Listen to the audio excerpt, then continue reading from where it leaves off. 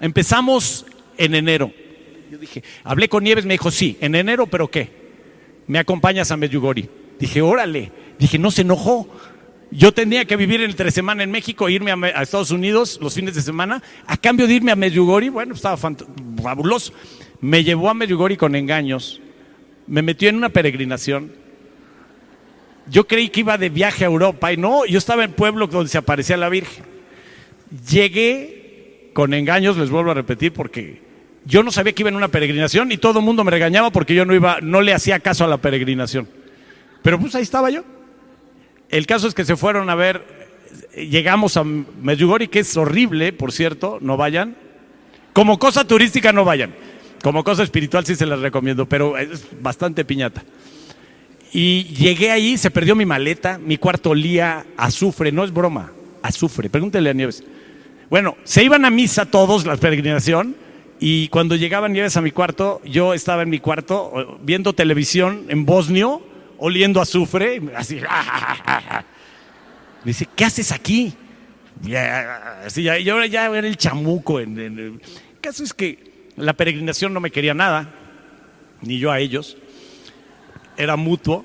Y el día de la aparición, me dijeron que fuera muy temprano, me tardé porque no había agua caliente, todos tenían agua caliente menos yo. Y entonces me levanté tarde y salí muy enojado y toda la peregrinación me veía feo, llegamos tarde y nos tocó hasta arriba de la montaña. Es una montaña. La montaña es como 10,000 personas y esperan que se aparezca la Virgen.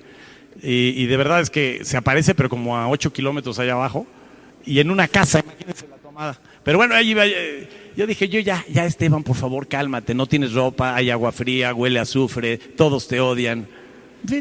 Continúa, por favor, paciencia. Esto es el costo de poder hacer tu chamba y ir a Miami y regresar a Miami. Total, yo estaba ahí en la aparición y en medio de la aparición llegó la vidente. Y la vidente hace cuenta que llegó Paul McCartney al Estadio Azteca. ¡Ay! Yo dije, uy, qué tomadota de pelo es esta. Porque se va a ir a aparecer a una casa que nadie ve. Bueno, así estaba yo igual, pero viene la aparición y todos se hincan. Todo ese bullicio y todo. Un silencio impresionante. Ahí sí dije, acá. Cuando menos están organizados. Todos al mismo tiempo se callaron. Y yo estaba parado, todos hincados y yo parado así, con una cara de perro, esperando el tongo que se aparecía a la Virgen. Y cuando se aparece, que se aparece la Virgen, no se aparecía, yo no vi nada, obviamente, pero empiezan a gritar una niña de atrás de nosotros, hijo, y era una niña.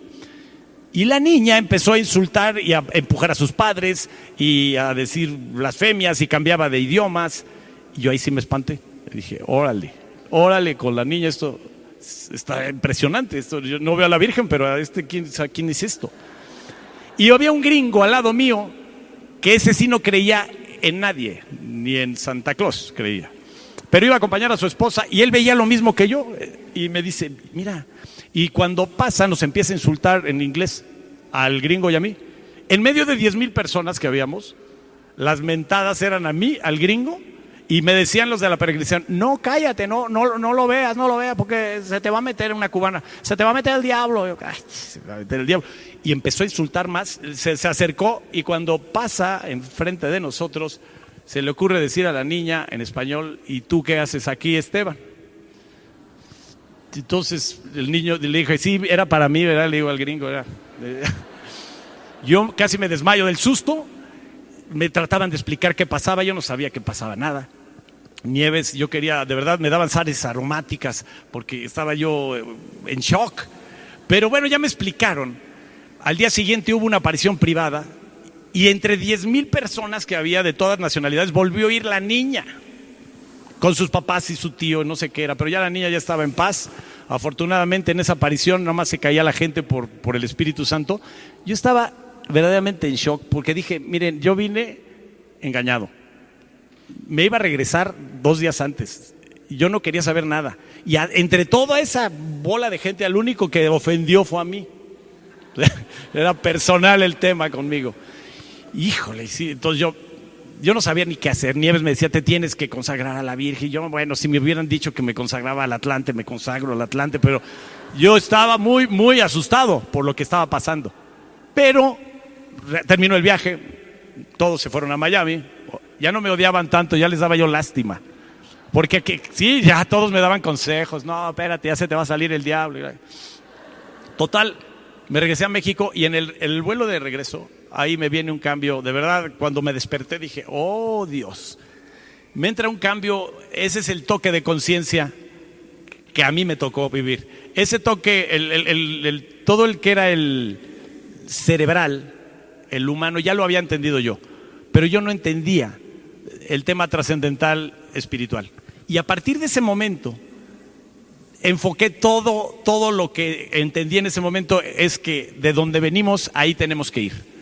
De todas esas casualidades racionales que les acabo de explicar al principio, de todas esas casualidades, cientos de miles de millones de posibilidades, solo faltaba algo, y era ese cambio y esa trascendencia espiritual. Y esa trascendencia espiritual me hizo cambiar de tal manera que, les digo, familiar, personal, laboral, enfoqué pues todo lo que me resta de vida a lo más importante, a tratar de salvarme, a tratar de estar con Dios en el final de los días, porque me queda muy claro, estamos aquí, esas casualidades no son esos inmensos tiempos, esas cantidades, esas posibilidades tan pequeñas que hay de que uno esté aquí y luego no creer, y luego todo lo que le pasa a uno en la vida y luego lo echas a la basura.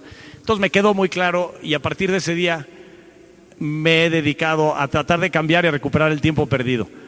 A través de la oración, créanme, es como he podido afrontar todo. ¿Sabes cuándo te das cuenta que sí es por este lado?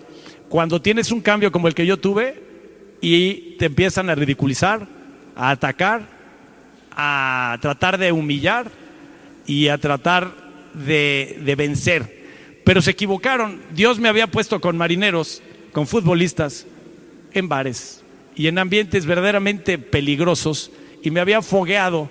Y a mí lo que me puedan decir o hacer una persona, de verdad me tiene sin cuidado. No tengo ningún problema. Malo es quedar mal con Dios. Y todos esos ataques, y se los digo porque seguramente cada uno de ustedes recibió en algún momento de su vida un cambio y hizo esta transformación. Yo no le llamo conversión, yo le llamo búsqueda y encontrar a Dios, porque conversión es como cambiar de lo que eras. Y yo tal vez estaba perdido, pero no ausente. Sí creo que cuando en tu casa, en tu trabajo, te dicen y mocho y ridículo, es que estás haciendo lo correcto.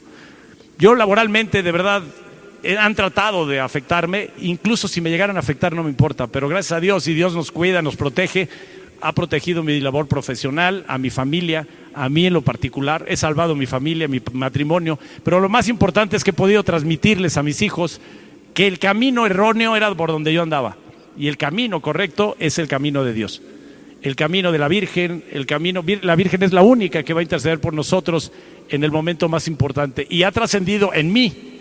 A mí me dio un zape, no pareciéndose ella, porque no la vi, pero me puso al malo detrás de mí. Y eso al final del cuento me hizo reaccionar, abrir los ojos y decir, bueno, las fuerzas del bien y del mal están tal cuales. ¿A dónde te quieres ir? ¿Para allá o para allá? Entonces aprendí a orar, me enseñó Nieves, me han enseñado muchas personas, he tratado de cambiar. Si no lo han visto últimamente, pues eventualmente me atacan, me sacan periodicazos. Haz de cuenta que yo soy el peor de la televisión mexicana, el hombre más malo, habiendo los programas que hay y habiendo los contenidos que hay. Creo que que es tan obvio que lo que estoy haciendo y los contenidos que presento en favor de la familia, en favor de la vida, en favor de Dios, en favor de la cultura y la familia cristiana, son los correctos. Si no, no les importaría.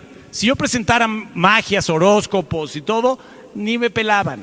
Entonces quiere decir que estamos en el camino correcto. De verdad, ese es parte de mi testimonio. Hoy tengo una familia maravillosa, Nieves, cumplimos 30 años, tengo 3 hijos. Tengo menos pelo, pero también mucho mejores recuerdos de todo lo que me ha ocurrido.